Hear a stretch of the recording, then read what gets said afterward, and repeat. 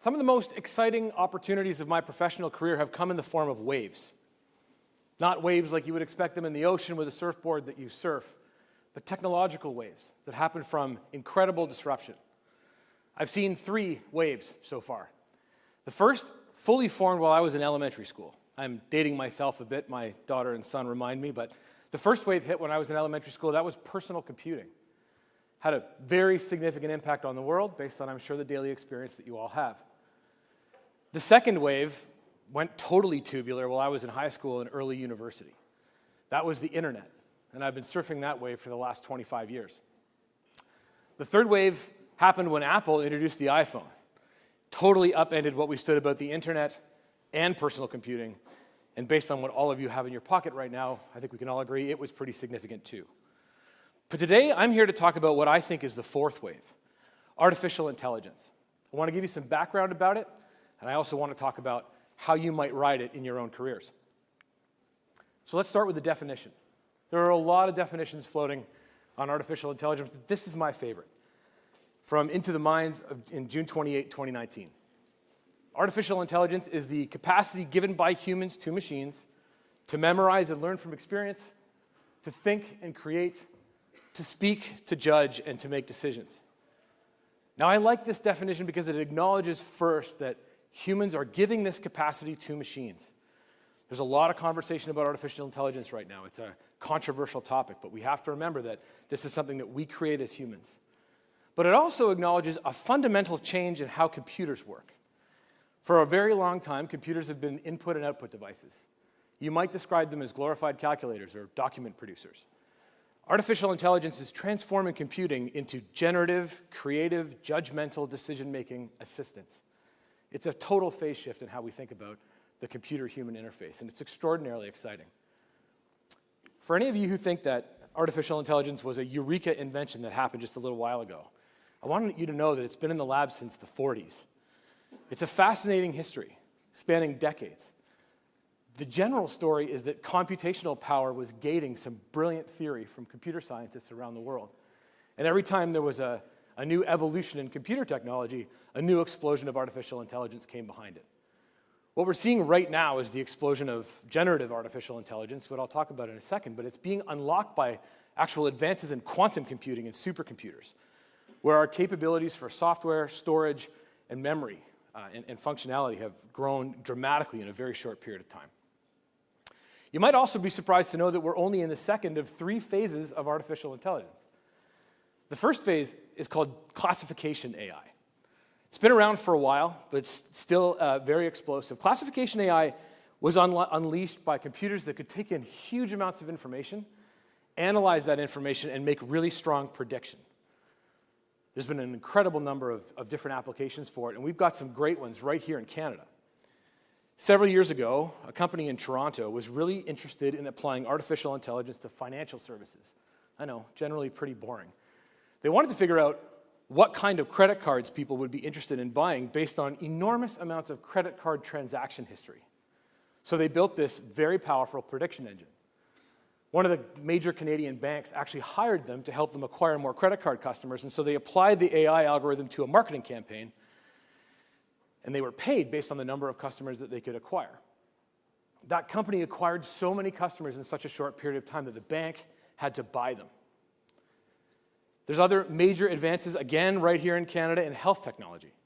Companies are helping physicians with diagnostic prediction accuracy. One of the best examples that I've seen so far is in melanomas or skin growth diagnostics. So these companies are able to ingest hundreds of thousands of pictures of skin growths to understand which are cancerous and which are not, and help physicians diagnose images that they can see more accurately. When they started, apparently, the very best physicians in the world had about an 80% accurate prediction rate for cancer in skin growths. This technology has moved them to 90%, saving countless numbers of people to skin cancer every year. Autonomous vehicles are also classification AI. They use sensors to collect enormous amounts of data about the world around them to drive cars with humans in them. Last week, I was in Austin, Texas, and this car stopped right in front of me as I was crossing the intersection. Something looked off about the car when I first saw it. It's got this this kind of weird stuff on the roof. But if you look at it more closely, you'll notice there isn't a driver in this car. We're in the downtown streets of Austin. We're not in Silicon Valley or some test bed. This is a live cab driving a real human without a driver. The thing stopped right in front of me, perfectly at a red light. As I walked across the intersection, the light turned green. It pulled away. The hapless passenger in the back seat never took their nose out of their iPhone. It was incredible. Now, it's too early to conclude now, but data is starting to show us that a world of full autonomous vehicles where we all drive in an autonomous vehicle will be a lot safer than what we have now. The second phase is also super exciting. It's called generative AI. And for those of you who have heard about ChatGPT, and I'm sure a number of other technologies in the space, I can assure you that this isn't just about shortcuts writing your essays. There is an enormous explosion of capability that's being driven from an AI advancement that allows computers to create their own content. Art, music, video, text, all kinds of incredibly interesting applications. In fact, one of my very best friends in the world, and one of the most creative technologists I know, partnered with an artist illustrator of high renown to create a company that was focused on allowing technology to unleash and let thrive artists everywhere around the world. When the generative AI wave broke earlier, like late 2022, early 23, these two and their team sat around to figure out what they could do to apply this technology to the space that they were in. And what they came up with, I thought, was brilliant. You may know that as you look at art and different paintings from renowned artists, you can see a certain style. You can understand who the artist is based on the way a painting or a drawing looks. Well, they have focused on distilling that style by taking art pieces from different artists and distilling that specific style down so that it can be used in generating new art on behalf of that artist. Now, I couldn't help myself when I first learned about this, and I asked for a demo. And so they showed me, and we asked the model for a picture of a monkey with a red backpack in the style of a very specific artist. They hit the go button, and within 60 seconds, this is what came up. And what I think is a pretty awesome picture of a monkey with a red backpack. But what happened here? What happened here was that this artist, whose style was distilled in the generative AI model, never touched a pen to paper and had created a piece of art in their style that I paid for and that they enjoyed monetary compensation for. Infinitely scaling the ability of the artist to create their art without ever actually having to take a calendar hour out of their time. Incredible advancements like this are just at the very tip of the opportunity at the moment. There's so much more coming. The third phase is integrative AI. It's pretty early yet. Integrative AI breaks down the barrier between a computer and a human. It's less about inputting text to give prompts to get some sort of output, and more about a very fluid conversation. Now, as with most technologies that aren't really out there in the world prevalently just yet, we can look to science fiction movies. It's pretty clear to me that the very best character in the Marvel Cinematic Universe, Iron Man, is the very best example of interactive AI that I can find. Jarvis, right? For those of you who have seen the movie, Iron Man finds evildoers all over the world. Jarvis can fix Iron Man's suit while he's flying and do so all with good humor and jokes. This is an exciting advancement in the application of this technology for a number of reasons. One, it takes the bar down between how we can use it, but two, it forms a much smoother, more integrated approach to how this technology can assist us as humans in our everyday lives. Now, no conversation about artificial intelligence is complete or responsible without heeding the warnings. There are problem areas in this space, things that I think we all have to be watching very carefully. And there are three in particular that I'm very focused on. The first is bias. The challenge with artificial intelligence is that it's based on a model. It takes inputs, works with them inside the model, and then creates outputs. And if that model is built in a biased way, and to be very frank, the vast majority of developers in this space right now are white, university-educated males. The outputs are inherently biased, and that can be quite dangerous. The very best companies in software development have known for a while that the best way to assure the satisfaction of a diverse market all around the world is the creation of diverse teams. And I think that's particularly important in this case as we move ahead. The second warning is around misinformation.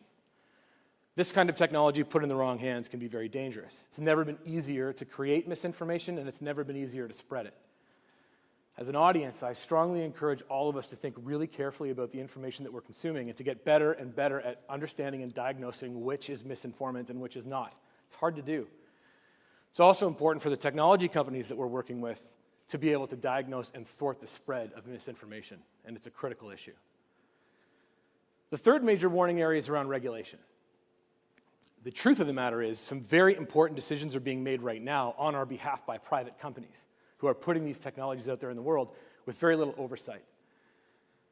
I had the great privilege in my career of sharing an office wall when I was at Google in Toronto with one of the godfathers of artificial intelligence, a gentleman by the name of Geoffrey Hinton. He's made enormous contributions to the space. I didn't bother Geoffrey all that much on the other side of the wall. He was like the genius that I just wasn't supposed to interrupt most of the time. But when Geoffrey finished at Google, his comment was that we need more regulation in this space. And from somebody of that depth, I think we need to heed those calls. So there are some downsides. There are some things that we have to worry about as this technology proliferates. But at the same time, I'm here to talk to you today about artificial intelligence and how to ride this wave. To do that, I want to sort of distill a few lessons down from people that I've already either talked about or you've already heard from today. Brentwood, it's a great honor to be on the red dot speaking to you for the very first time, but it's also a huge honor to be sharing this stage today with my daughter, Lauren, who just spoke to you about the critical importance of optimism in the face of the climate crisis. And I want to borrow from Lauren's theme to mold my first tip to you on how to ride the AI wave, and that is optimism itself. Yes, there are downsides, but the power of this technology, the impact that it will definitely have on all of you, is profound. Acknowledging that this wave exists and it's one that you need to understand to get the best outcomes for yourselves, taking that optimistic view of the opportunity here is my first imperative today. The second borrows from my friends who made the monkey with the red backpack. What they were able to do extraordinarily well is observe. And if you speak to anybody who's actually been in the ocean surfing and all, you'll notice that they're exceptional observers. The funny thing about waves is they form differently. They come in sets of different numbers of waves. They break in different directions. And to be able to take some time out of the noise of a very fast-moving technology industry and watch those waves and understand those patterns is where this incredible opportunity is created. In the case of my friends with the monkey with the red backpack, what they distilled was this notion of artistic style and the ability to tune models that would output art in the style of an artist. That observational power, that ability to see a broader playing field and to watch the waves come in becomes an incredibly important ingredient to how you may leverage artificial intelligence in your lives. Now, the third is about timing. We all know that waves either ultimately hit the shore or they dissipate in the ocean. And we have to know when to get off them and when to find our next wave so that we can keep surfing. The truth of the matter is, regardless of whether you're interested in a career in computer science or as an artist or anything in between, artificial intelligence is going to have an enormous impact on your future as you move forward, and I highly recommend that you pay a lot of attention. Artificial intelligence is going to be the next big wave. I'm very sure of it. The question is, do you have the courage to ride it? Surf's up. Thank you.